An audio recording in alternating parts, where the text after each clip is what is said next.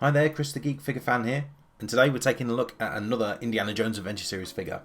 And this time we've got our hands on another of their retail exclusives, and this is the Map Room Indy. So the Indiana Jones from Raiders of the Lost Ark when he discovers the Well of Souls and uses the Staff of Ra to locate the burial place of the Ark of the Covenant. And then we'll take a quick look at the box first. There's no real surprises here. You know, the box art is the same box art that we've seen from every other figure. They're great boxes, there's nothing I can really say against them. Accessories listed on the back.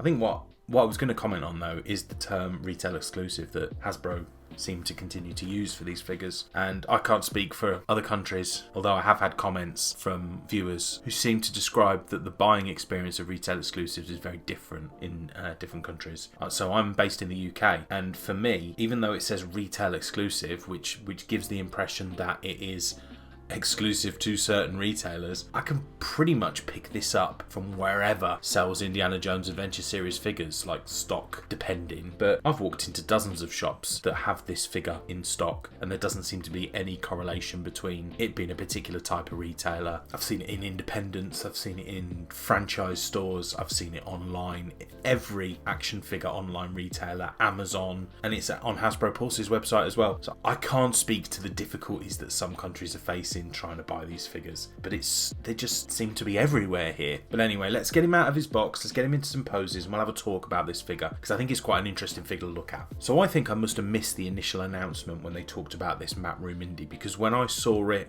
available, it kind of took me by surprise. And I think at a glance, you could be forgiven for thinking it's just a Sallah, but I pre-ordered it as soon as I saw it. This is an excellent figure, and I'll tell you why. It's not even so much that it's another Indiana Jones figure and he's just in different clothing. It's the fact that this figure is like a perfect complementary figure to other figures that you've already got. I think that their choice of clothing for Sallah makes him sort of stand apart from the other figures within this range, because it very much grounds him in an individual scene. But now that you've got this Map Room Indy, that complements that Sallah figure perfectly, and that Sallah figure is going to stand out on your shelf. Now he's next to this Indiana Jones figure from the same scenes in the same movie. Now he's got some cool accessories, as well as an identical shovel and rope that is included in the Sallah figure. He's also got the Staff of Ra, which looks perfect. The headpiece on it is great and quite detailed for such a small piece as well, the headpiece. But yeah, the staff looks great, looks like it's to scale, and also he's got a little notebook with him as well that obviously has the measurements of the staff and the explanation of how to approach the flooring on the Well of Souls, where to put the staff. So yeah, I think that really looks cool. But you won't be surprised to hear that as we've got another figure with a long cloak, dress-like piece of clothing over the top of his trousers, he has very limited movement. And that limited movement is further compounded by the king-size divan bedsheet that he seems to be wearing on top of his head and over his sort of turban as well. And I understand that it's in the film, and I understand that it has a point, that it's, you know, it helps with breathing for, you know, through the sand, and also it's easy for him to disguise his identity as he's walking around. However, it seriously affects articulation. The head moves like 1989 Batman's head. He pretty much has to move his entire body.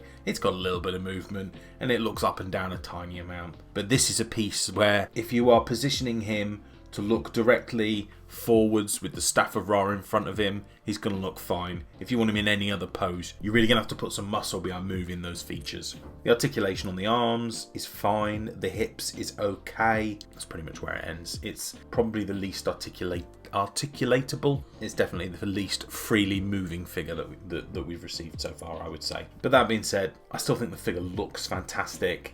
I even love the satchel bag that he's got on him as well.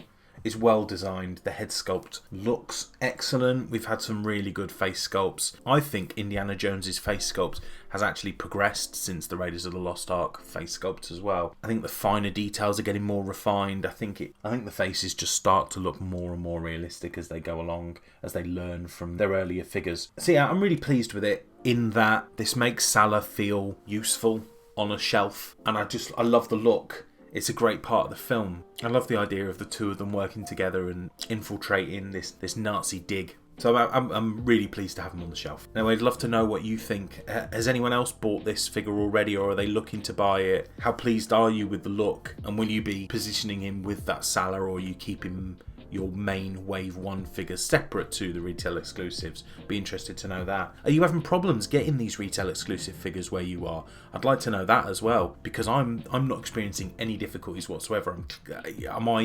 Am I privileged in that respect, or is that something that everyone's seeing, that these figures just aren't selling out? I think that's probably a larger talk for another day, really. If you've enjoyed this video, please hit a like on it and please consider subscribing. I'm still seeing that 90% of the people that watch my videos aren't subscribed, and it would hugely help me out if you were subscribed to my channel. But regardless, thank you so much for joining me today. Take care, see you soon, bye bye.